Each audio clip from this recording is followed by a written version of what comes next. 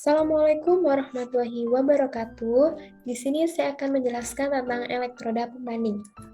Oke, terlebih dahulu, sebelum berlanjut ke materi, perkenalkan terlebih dahulu, saya Fatimah Guzaro NRP 012119400029. Oke, kita lanjut.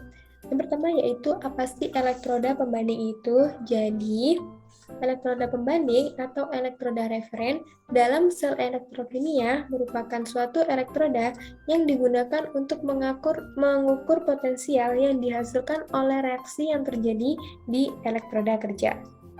Kemudian, elektroda pembanding sendiri digunakan sebagai acuan untuk mengukur potensial.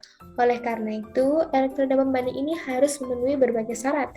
Yang pertama yaitu ada yang namanya harus stabil. Yang kedua, potensialnya harus konstan. Yang ketiga, reversible, di mana dapat mengalami reaksi oksidasi dan reduksi. Kemudian, potensialnya dapat kembali ke nilai awal. Selanjutnya yaitu elektroda pembanding sendiri dibagi menjadi dua, yaitu elektroda pembanding primer dan elektroda pembanding sekunder. Oke, selanjutnya yaitu elektroda pembanding primer. Jadi apa sih elektroda pembanding primer itu? Jadi elektroda pembanding primer pada sel elektrokimia ada atau yang disebut dengan standar hidrogen elektroda atau SHI. SHI sendiri mempunyai nilai potensial 0 volt, di mana SHI merupakan elektroda yang disusun dari elektroda plat platina yang diplatinasi dalam larutan HCl 1 molar dan dialiri gas hidrogen dengan tekanan 1 atmosfer. Sebagai konstruksinya untuk lebih jelasnya dapat dilihat sebagai gambar di sebelah kanan.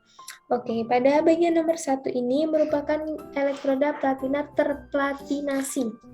Kemudian pada gambar nomor 2 merupakan gas hidrogen dan pada gambar nomor 3 merupakan larutan asam dengan aktivasi H+, sebesar 1 molar. Kemudian pada bagian nomor 4 ini merupakan preparat hidro untuk mencegah gangguan oksigen. Kemudian pada nomor 5 merupakan reservoir yang digunakan untuk menaruh setengah elemen kedua dari sel galvanik. Oke, kita lanjut ya. Kemudian, reaksi apa sih yang terjadi pada elektroda SHI ini? Reaksinya diteruskan sebagai ini. H+ ditambah dengan elektron menjadi setengah H2. Kemudian, bagaimana potensial yang terjadi? Pasangan reaksi oksidasi reduksi hidrogen dan ion hidrogen disepakati memberikan nilai potensial 0 volt, di mana syarat ini harus dalam keadaan standar, di mana keadaan standar yang dimaksud adalah saat tekanan gas H2 sebesar 1 atm dengan konsentrasi ion H+ sebesar 1 molar. Dan pengukuran dilakukan pada suhu 25 derajat Celcius. Sesuai dengan kesepakatan, SHE memiliki nilai potensial standar reduksi sebesar 0 dengan E0 reduksi SHE sama dengan 0. Notasi sel dari SHE ini dituliskan sebagai berikut. Oke, kita lanjut. Kemudian ada yang namanya elektroda pembanding Ag-AgCl. Jadi, elektroda pembanding ini adalah suatu elektroda pembanding Ag-AgCl yang tersusun dari pasangan redok antara Ag dengan AgCl yang menempel di permukaan elektroda Ag. Bisa dikatakan Ag menempel pada AgCl. Jadi, pada nomor 2 merupakan plat Ag, kemudian pada bagian yang warna hitam ini merupakan AgCl. Kemudian warna hijau merupakan larutan KCl dan yang warna kuning merupakan membran kaca. Jadi, bisa dikatakan larutan ini terdiri dari elektroda perak yang dicelupkan ke dalam larutan KCl yang dijenuhkan dengan AgCl. Jadi, di dalam elektroda ini lebih unggul dari kolamel atau Hg2Cl2 dalam temperatur tinggi. Kecenderungan bereaksinya dengan larutan mengakibatkan akan terbentuknya kompleks perak yang tidak larut dan dapat menyumbat jembatan garam. Untuk lebih jelasnya, gambarnya bisa sebagai berikut. Jadi yang warna kuning ini tadi yang bisa dikatakan porus keramik, kemudian yang warna hitam dan oranye ini merupakan Ag-AgCl, kemudian yang warna biru merupakan larutan KCl. Oke, kita lanjut. Oke, selanjutnya di sini saya akan menjelaskan reaksi yang terjadi pada elektroda, di mana AgCl solid ditambah dengan elektron menjadi Ag solid dan Cl-. Kemudian potensial sel yang terjadi ini berdasarkan potensial dari persamaan Nernst. Diperoleh E sama dengan E0 AgCl2 per Ag min 0,05916 log Cl min. 0,05916 ini diperoleh dari RT per NF, di mana N-nya berupa 1. Karena kan elektronnya berjumlah 1. Kemudian potensial elektroda sangat bergantung pada konsentrasi dari klorida. Pada konsentrasi KCl jenuh, elektroda mempunyai potensial sebesar 0,197 volt dan pada konsentrasi KCl 3,5 molar, elektroda mempunyai potensial sekitar 0,205 volt, di mana pastinya suhunya harus ambivert. Kemudian yang selanjutnya yaitu notasi sel. Notasi sel dari elektroda ini dapat dituliskan sebagai berikut.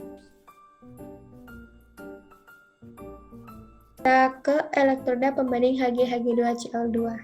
Jadi, elektroda Hg2Cl2 ini disebut juga dengan elektroda Calomel, di mana potensial pada elektroda ini dihasilkan dari reaksi pasangan redoks antara Hg dengan Hg2Cl2 yang kontak langsung dengan merkuri.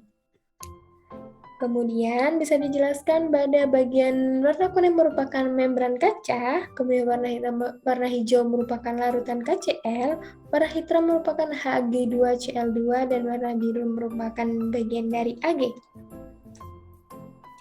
Oke, untuk lebih jelasnya kita bisa melihat gambar ini di mana yang bagian bawah merupakan porous ceramic fiber, kemudian yang warna biru merupakan KCl, dan warna hitam dan abu-abu merupakan Hg2Cl yang nantinya akan berkontaminasi dengan KCl. Yang warna hitam merupakan kawat PT.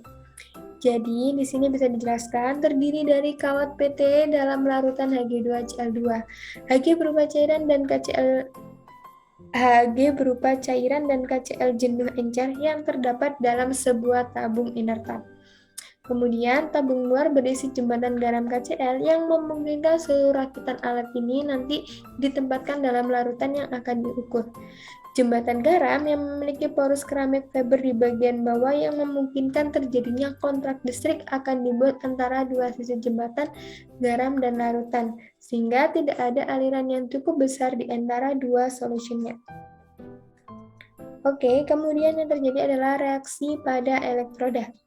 Jadi reaksi yang terjadi yaitu Hg2Cl2 dengan 2 tambah 2 elektron menjadi 2 Hg liquid plus 2 Cl min dengan potensial sel yang sesuai dari persamaan Nernst tadi E sama dengan E0 min RTNF log konsentrasi, maka didapatkan sebagai berikut.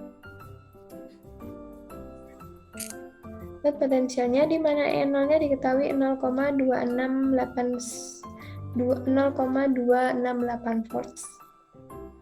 Bila kelarutan KCl jenuh digunakan sebagai larutan dalam elektroda, potensial elektroda yang dihasilkan adalah 0,244 volt pada suhu ambivert dan potensial sebesar 0,284 volt diperoleh bila KCl 1 molar digunakan sebagai larutan dalam elektroda. Kemudian notasi selnya dapat dituliskan sebagai berikut.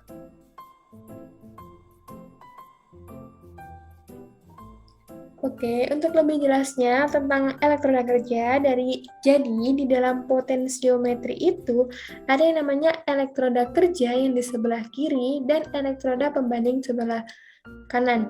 Jadi penjelasan tadi itu merupakan penjelasan dari elektroda pembanding yang ada di sebelah kanan yang nantinya akan berpasangan dengan elektroda kerja yang akan bekerja dalam sebuah potensiometri.